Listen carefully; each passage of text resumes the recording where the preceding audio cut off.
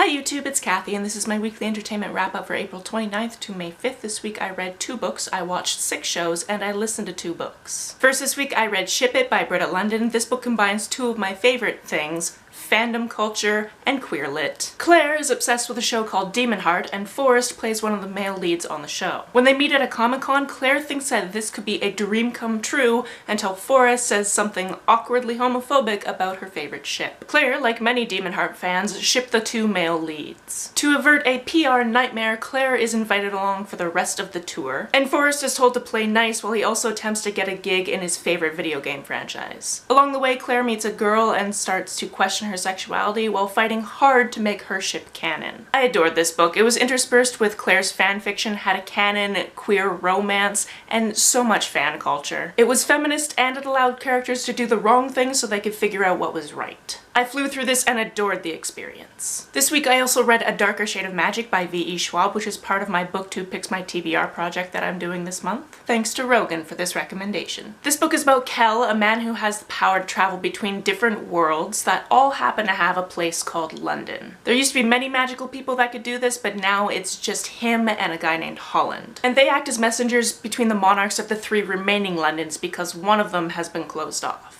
Along the way, Kel gets into a spot of trouble and has to flee one London for another, where he runs into Lila, who insists on coming along for the adventure. A girl after my own heart. I enjoyed the magic system in this fantasy and the complex relationship between Kel and his adoptive royal family. I also thought that he and the prince might be lovers early on before I found out that they were adoptive brothers. So if any of you have read this and had the same reading of their relationship, please let me know. On Sunday I got together with some friends to watch Dr. Horrible's sing-along vlog because it's been way too long since I've watched it. We also watched Commentary the musical because the songs in that are just as rad as the songs in the show. If you have never heard of this internet phenomenon, it was written during the writer's strike back in the late 2000s and stars NPH, Nathan Fillion, and Felicia Day. It is a musical about a low-budget supervillain trying to get into the evil League of Evil. I've been quoting this show to my friends for about a decade, and I've wanted a tattoo from one of the songs for just as long. Dramatic lighting change. I need to find an artist to make those lyrics into a graphic design.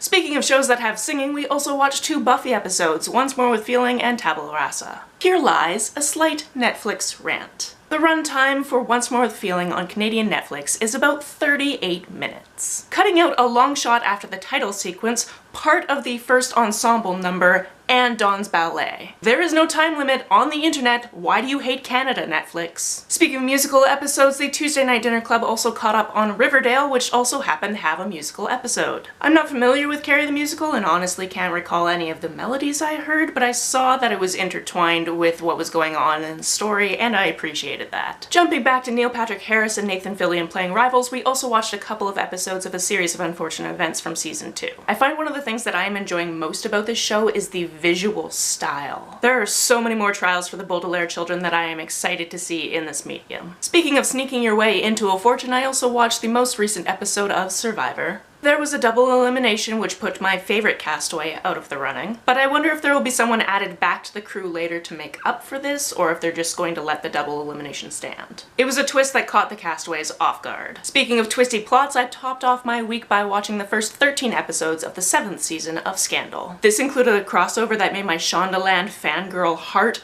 really excited. I loved seeing Viola Davis and Kerry Washington on the same screen. I was a little worried there might be How to Get Away with Murder spoilers, because I don't know exactly where these timelines intersect, but there weren't, so it was fine. This week I listened to An Ember in the Ashes by Sabaa Tahir. This was another book picked by Paige for my BookTube Picks My TBR project. I know that she is personally excited for the 3rd one in this series to come out next month, and I can see why. This fantasy novel is about a brutal empire where most of the population is enslaved, and the military trains children from 5 years old in a only the strongest will survive type of fashion. The first line of the Goodreads blurb actually puts it really well. Laia is a slave, Elias is a soldier, neither is free. The storyline of this book is complex, compelling, and creative. On one side we have a girl spying for the Empire so the rebellion will help her find her brother. On the other we have a soldier who wants to desert but is drawn into a very public trial. I found the way their stories wove together compelling, heartbreaking, and gritty. I'm excited to continue this series once I find a gap in my reading schedule. The other book I listened to this week was also for this TBR project, and that was Anna and the French Kiss by Stephanie Perkins. This one was recommended by Angel. This book follows Anna, who is sent to France by her absent father for her final year of high school. At first, she's upset that she's being sent as she was not asked her opinion. And although I can see her point, I cannot relate. If someone wants to send me to study in a fancy foreign school for a year, all expenses paid, please let me know. I love an adventure, although those aren't exactly Anna's style. When she arrives at the School of American Patriots in Paris, she's lucky enough to meet some friends on the first night, and one of them just happens to be the gorgeous Etienne St. Clair, who is charming and has a girlfriend. Anna decides to just be the best friend that she can and hopes to pick up a barely begun romance when she goes home for winter break. Adventures, romance, new friendship dynamics, I can see why people love this book. And I'll probably read the rest of the series in the future as well. Just a reminder that I will be co-hosting the Library-a-thon next month, so if you missed that announcement, I will link it in places. I am very excited and working with some fantastic co-hosts. I think you might enjoy the challenges we put out, but anyone can participate as long as they read a library book during the week. That's it for this week. If you've read, watched, or listened to any of these, let me know about it down in the comments below on the way down to the comments. If you hit that subscribe button, that would be very nice of you. You can like and share this as you see fit, and I will see you next time.